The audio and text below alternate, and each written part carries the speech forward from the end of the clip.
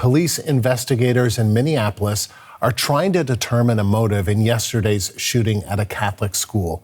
It left 2 children dead. Another 18 people were wounded, many of them also young students. The FBI says it's investigating the shooting as an act of domestic terrorism and hate crime targeting Catholics. Today, people are laying flowers where the shooting took place. The shooter opened fire through the windows while students were sitting in church pews celebrating Mass. A memorial service is taking place this afternoon in the nearby community of St. Paul. Earlier today, medical officials at Hennepin Healthcare gave an update on the status of the shooting victims. We currently have 9 patients that were involved in the shooting yesterday. 6 of those patients are in satisfactory condition. 5 of those patients are children.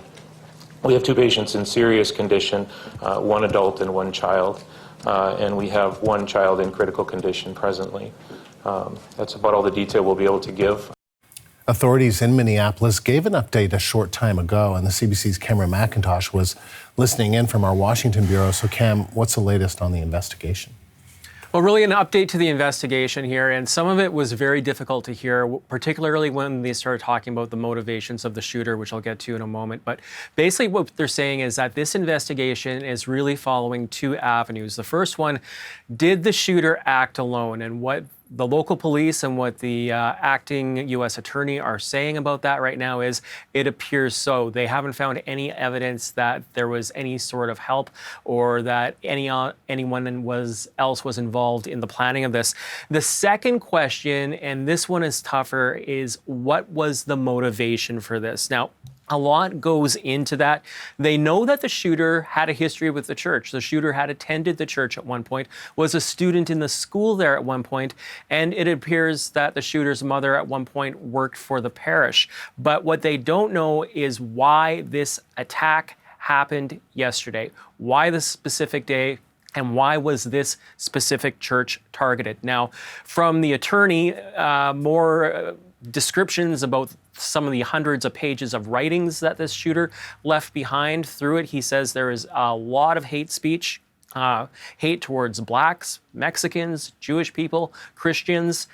Basically, he says everybody. So that's making the investigation and the motivation of this a little harder to pin down. He also said there's no evidence that the shooter was radicalized towards a certain cause or was influenced by any sort of online group that would be of concern. Basically, what the attorney is saying is that the motivation for this shooter right now appears to be notoriety. The shooter idolized some of the most notorious school shooters and mass murderers in our country's history. The shooter left behind hundreds of pages of writings. There is a lot to digest. The shooter was obsessed with the idea of killing children.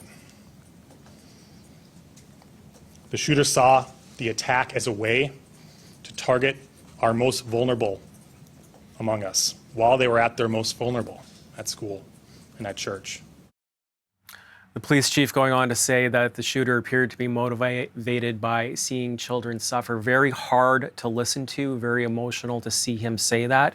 Now, the other aspect of this too is in that press conference, due to this link to notoriety and the shooter's obsession with previous mass shootings, asking the media and the public not to give the shooter that, not to name the shooter.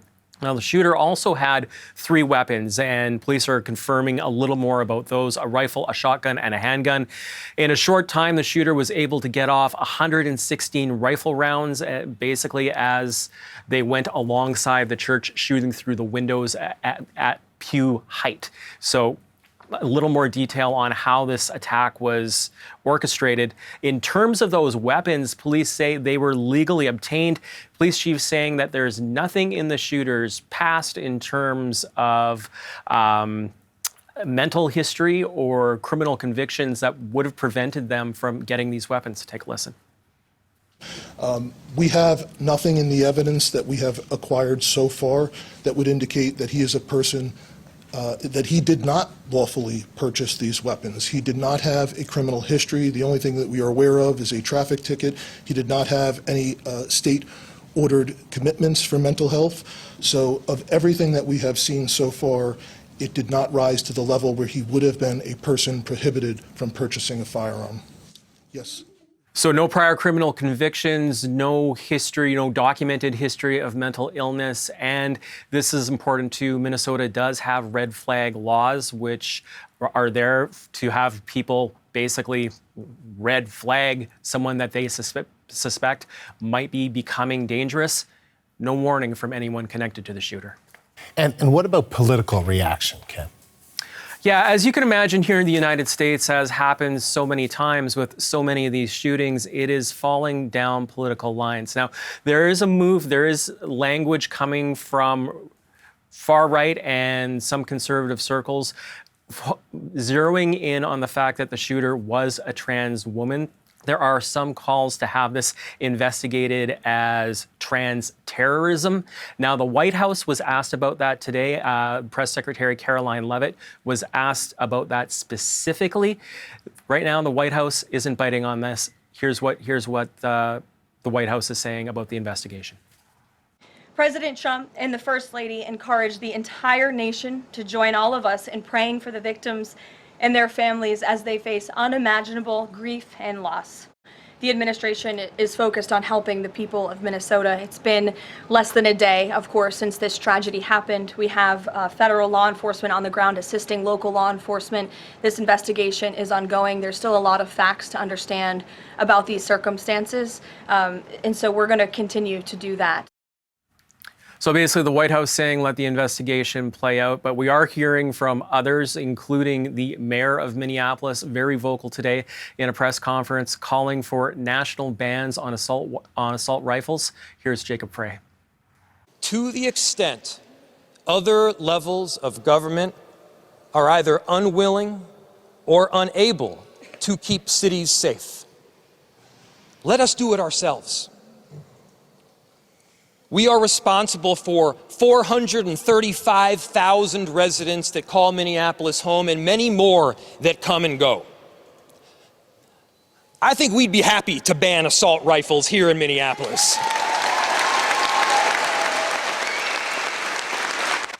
So the mayor of Minneapolis calling on cities to ban assault weapons. Now it's unclear the legalities or the constitutionality of any of that. And that's what, not to trivialize what's happened here and the discussion around it, but that's where this conversation always seems to get to after these events happen here in the United States. A debate about mental health, a debate about controlling weapons, with conservatives, Republicans tending to side on the mental health aspect of the argument, and Democrats, liberals tending to push more for more and more gun control.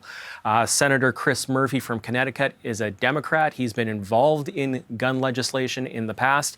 He's saying with such a tight and narrow hold by the Republicans on both houses and on the White House, not to expect anything on the legislative front when it comes to guns in America.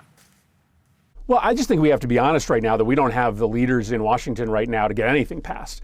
Donald Trump is bought and sold by the gun industry. Republicans in the House and the Senate are actively trying to loosen our gun laws right now. So stark words from the senator there. He doesn't think that there is common ground for agreement on much when it comes to guns and gun control here in the United States. Even if there was, would that legislation even make it through? He doesn't believe so. Meanwhile, the investigation in Minneapolis continues. And, you know, at the center of it all, 2 children, an 8-year-old and a 10-year-old, dead. Cam, thank you. The CBC's Cam McIntosh in Washington.